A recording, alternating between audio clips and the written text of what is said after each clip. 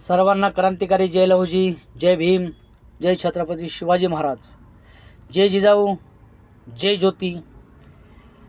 आपण जगद्विख्यात साहित्य सम्राट लोकशाहीर डॉक्टर अण्णाभाऊ साठे यांची कादंबरी चित्रा ह्या चित्राच्या कादंबरीतील भाग क्रमांक 6ला आपण या ठिकाणी सुरुवात करत आहोत. भाग क्रमांक 6 छोटा आहे. सुरुवात करण्यापूर्वी मी आपल्याला सांगतो, प्रोफेशनल सक्सेस अकॅडमी ह्या माझ्या यूट्यूब चॅनलला आपण सबस्क्राईब करा. आपण सबस्क्राईब केल्यामुळं मला एक प्रेरणा मिळेल, एक ऊर्जा मिळेल आणि विविध महापुरुषांच्या विचारांना, कथा, कादंबऱ्यांना, पुस्तकांना आपल्यापर्यंत आणण्यासाठी मला नवीन नवीन संकल्पना सुचतील. आपण सबस्क्राईब केल्यामुळं माझे तर सदस्यत्व वाढेल आणि माझा उत्साह वाढेल. म्हणून माझ्या चॅनलला अगोदर जाऊन सबस्क्राईब करा आणि चित्रा कादंबरीला मी या ठिकाणी सुरुवात करत आहे. ज्या ठिकाणी चित्रा गेली होती त्या ठिकाणी सखूबाई मनसोक्त रडून डोळे पुसून अंधार पडता पडता घरी आली. त्या दिवशी सारे घर तिला खाऊन की गिळू करू लागले. त्या दिवशी सारे घर तिला खाऊ की गिळू करू लागले. तिला त्या घराची भीती वाटू लागली. ज्या 2 जीवांना तिने लहानाचे मोठे केले ते आज तिच्यापासून कुठेतरी दूर गेले होते. तिला आपले म्हणावयास कोणी उरले नव्हते. जे होते ते कृष्णाने नेऊन दूर ठेवले होते. ती त्या दिवशी काहीही न खाता स्तब्ध राहून बसून राहिली. परंतु सर्व चुणे भासत होते. चित्राची हालचाल, हळूच येणे, पीठ मळत बसणे, भाकरी करणे, हळूच आई उठ खाऊ ये असे म्हणणे, नाहीतर काहीतरी बोलून हसणे, काहीही नव्हते. सर्व काही गुप्त झाल्यामुळे कंठ दाटून येत होता आणि ती सखूबाई रडत होती. त्या ओसाड घरात ती सर्वत्र विसरली. आपली चित्रा आपल्या बहिणीकडे गेली म्हणून आपणही लवकरच जाणार हे ती विसरली आणि लहान मुलाप्रमाणे रडू लागली. सोनाचे फाटके पातळ पोटाशी धरून रडू लागली. तो चित्राने ज्या ज्या वस्तूला हात लावला होता त्या सर्व जमून ती रडू लागली. तिची शुद्धी गेली. पुष्कळ रडून झाले तेव्हा तिला एकदम आठवले, अरे त्या मुंबईत खुशाल आहेत. माझी सोना तिथं नांदत आहे. आता चित्राला घेऊन कृष्णा गेला आहे. तो तिला नवरा करून देईल, नवरा बघून देईल. चित्राचं लग्न होणार. मग कृष्णा येऊन मला सांगणार. मग मीही आपल्या सोनाकडे आणि चित्राकडे जाणार. आणि आज आपण उगीच रडत आहोत. ती शुद्धीवर आली. तिने रडे आवरले, परंतु अश्रूचा बांध फुटला होता. त्याची अखंड धार वाहत होती. तिने आज प्रथम आपल्या हातांनी आपली ती फाटकी वाकळ टाकली आणि ती निस्पित पडली. दिवासुद्धा तिला नकोसा वाटू लागला.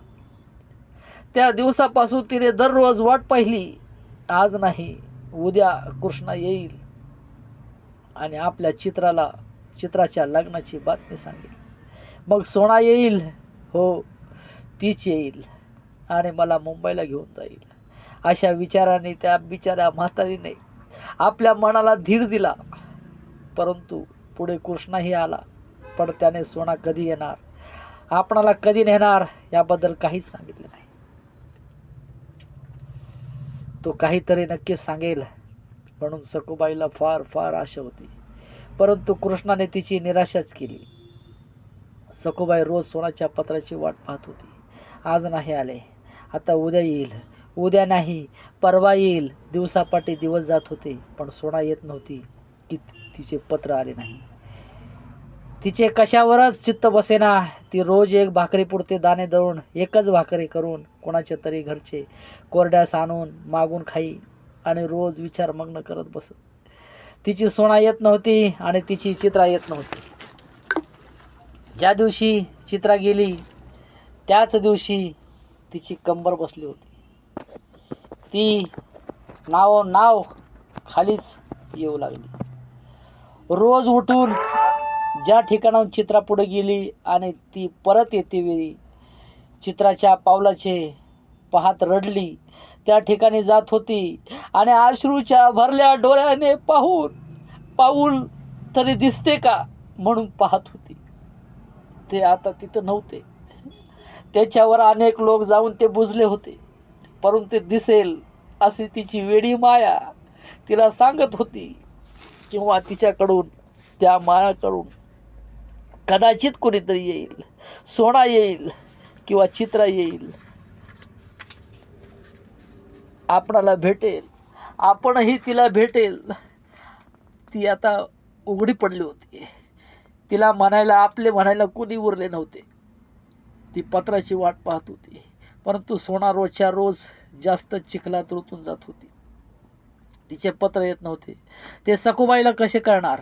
ती आपली वाट पाहत होती. चित्राचे लग्न करून आपण आलो असे कृष्णाने सांगितले होते, परंतु मग चित्रा का येत नाही? ती आपणाला मुंबईला का नेत नाही?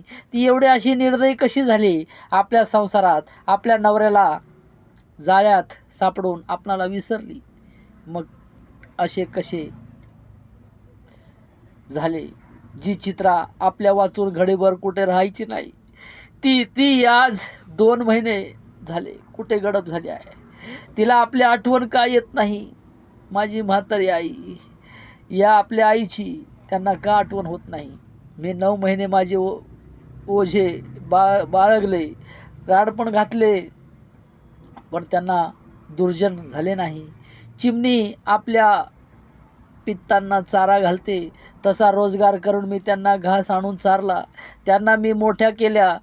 त्याच मला शेवटी मरतेवेळी पाणी पाजतील म्हणून त्यांना मी वाढवले, पण आज त्या मला विसरल्या, मला टाकून तिकडं खुशाल बसल्या आहेत. असे झाले आहे. अशा विचाराने ती वेडीपिशी झाली. तिने घडी मोजल्या, दिवस मोजले, आठवडे मोजले, महिने मोजले, पण तिची चित्रा नाही आली.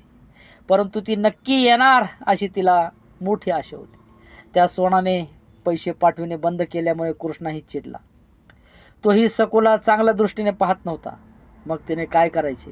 ती घरोघरी जात होती आणि रडत होती. माझी चित्रा स्वप्नात आली, माझी सोना आल्याचा मला भास झाला अशी आईबाईंना सांगत होती आणि ती रडत होती. सखूबाई, रडू नग, तुझी चित्रा येईल असे सांगून तिची समजूत घालीत होती. तिच्या हाडाची काढ झाली. तिला चालणे कठीण होत होते, बोलणे सुद्धा कठीण होत होते, परंतु अशाच एका आशातून ती जीव धरत होती. माझी चित्रा येईल. तिची स्थिती पाहून लोकांनाही हळहळ वाटत होती. सूर्य उदय पावला होता. सारा वारणा नदीचा खोरा त्या सुप्रभाती उजाळला झाला. सर्वत्र चैतन्यमय आनंदत होते. उभी पिके बेपरवा डुलत होती. मळीकडच्या शेवाऱ्या स्थिर खड्या होत्या. मक्याची कणसं कडेवर घेऊन मक्याची ताटे उभी होती. कुंपणं पावट्याच्या बेलाने गुंडाळून टाकली होती. सकाळच्या वाऱ्यावर मक्याची तुरे लहरत होते. पानवट्याच्या पांदीने म्हशी रेडे गावाकडे येत होती. लोक पाणी भरत होते. सर्वजण घाई करत होते. आज सकाळी सकू पाण्याला गेली होती. हातात काठी व डोकीवर पाण्याचे घडगे घेऊन ती घराकडे निघाली होती. तिची काठी थरथरत होती. ती पाय ओढीत चालली होती. कोण चाललंय ते? पाठीमागून रेडके घेऊन येत असलेल्या गोंदूनानाने विचारले. त्याने घोंगड्याची खोड केली होती. हातात एक फोक घेऊन तो रेडकांना हाकलत येत होता. सकू, आरा वाईट झालं बरं तुझं. पोरी जाऊन तुझ्यावर कठीण वखत आला, म्हातारा हळहळत म्हणाला. दादा, चित्राला आणि सोनाला जाऊन लय दिवस झालं, पण त्यासनी माझी सहीच होत नाही. काय करू? सकूने विचारले.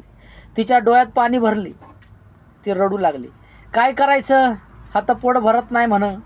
तिकडं गेल्या आणि हाकडा आईला विसरल्या. चांगलं नाही झालं. त्याने रागाने रेडक्याला रापाटा हाणला. काय झालं कोणाला ठावं. त्या पाण्यात बुडल्यावानी पुढे तिच्याने बोलवेना. तिचा कंठ दाटून आला. अगं, पर तो कृष्णा म्हणत होता त्यांचं लई चांगलं आहे. मग त्यासनी कसली अवदशा असली, चांगला आहे का वंगळ आहे कुणाला ठाऊ. सखूबाईने एक निश्वास टाकून म्हटले, मग आता कसं चाललंय तुझं. म्हाताऱ्याने विचारले. काय बरं नाही, त्यांचा कागद नाही, पोटाचा हाल होत्यात, आता जगायचं बी कठीण झालंय. सकू असं घाबरून कसं भागल. पोरीचं काय हाय ते बघ आणि अशी रडत बसू नग. उद्यापासनं पोराला सांगून मी पाण्याची केळी दिया लावतो. नंतर ती बोलत बोलत घराकडे आली. त्या दिवसापासून तिने आतरून धरले, तिने फिरणे बंद केले, तिने उठणे बंद केले. ती आळी दिसेनाशी झाली. शेजारी पाजारी घासभर घेऊन तिची विचारपूस करू लागले आणि ती वेड्यासारखी आल्या गेल्यांना विचारी, आली का माझी चित्रा. तिला ताप चढू लागला. मधून मधून ती शुद्धी जाऊ बेशुद्ध होऊ लागली.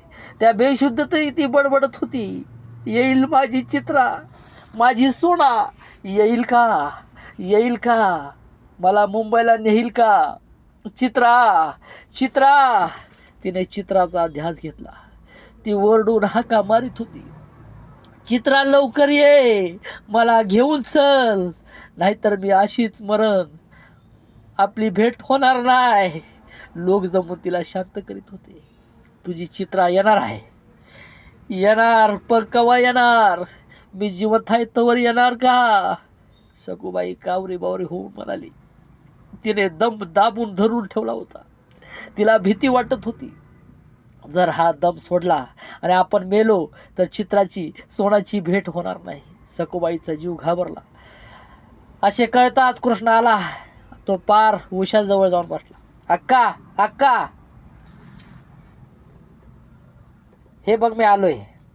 कृष्णा म्हणाला. ती शुद्धीवर आली. तिने डोळे गरागरा फिरवले. कृष्णा, माझ्या पोरी कुठं टाकून आलास, तिने मंद स्वरात विचारले. या तिच्या प्रश्नाला त्याच्याजवळ उत्तरच नव्हते. तो तिच्या भका चेहऱ्याकडे पाहत होता.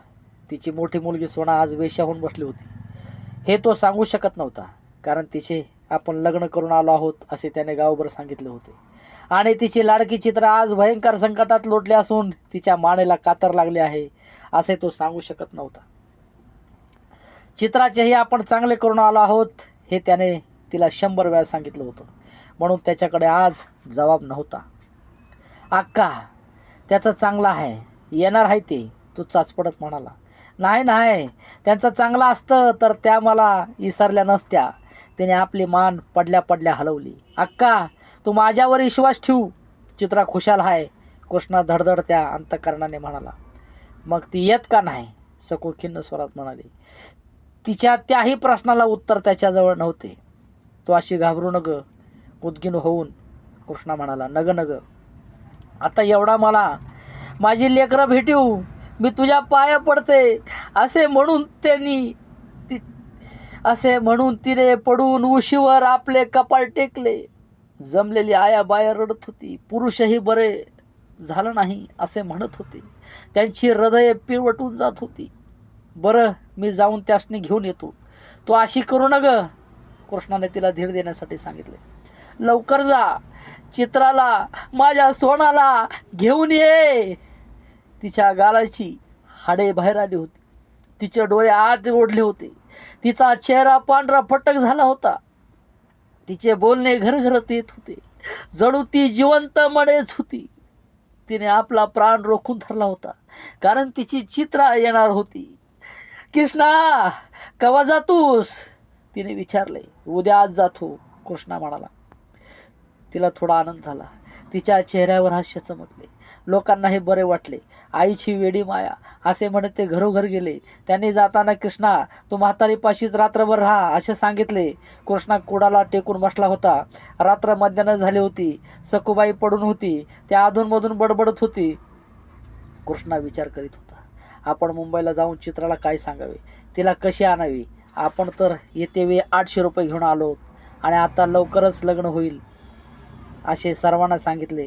तसे सारेच खोटे आहे आणि जर चित्राचे बरे असते तर ती नक्कीच आली असती. पण आपण होतो तेव्हाच तिथे भानगडी झाल्या होत्या. आता त्यांचा कळस झाला असेल, त्यामुळे त्या दोघीपैकी कुणीही आले नाही. शिवाय ही येथेच पडून आहे. तिचा भरोसा नाही. आता काय करावे तो विचार करीत बसला होता. मंद दिवा जळत होता. मी कोणाचं वाईट केलं नाही, पण माझं वाईट केलंस. माझी 2 लेकरं कुठं टाकून आलास तू माझा वाद्या. सखूबाई बडबडू लागली. कृष्णाचे काळी धडधडू लागले. त्याला अगदी सुया बोचल्याप्रमाणे होऊ लागलं. अशा पद्धतीने जगदविख्यात साहित्य सम्राट लोकशाहीर अण्णाभाऊ साठे यांची कादंबरी चित्रा, ह्या कादंबरीचा भाग क्रमांक 6 ह्या ठिकाणी समाप्त होते. चित्राच्या आयुष्यातील थरारक प्रसंग बघण्यासाठी आपण माझ्या प्रोफेशनल सक्सेस अकॅडमी ह्या यूट्यूब चॅनलला सबस्क्राईब करा आणि विविध महापुरुषांचे विचार, परिवर्तनाची दिशा आणि त्या दिशेने वाटचाल करण्यासाठी आपण माझ्या चॅनलला नक्कीच सबस्क्राईब कराल ही अपेक्षा आपल्याकडे ठेवून तुर्तास मी या ठिकाणी थांबतो. धन्यवाद.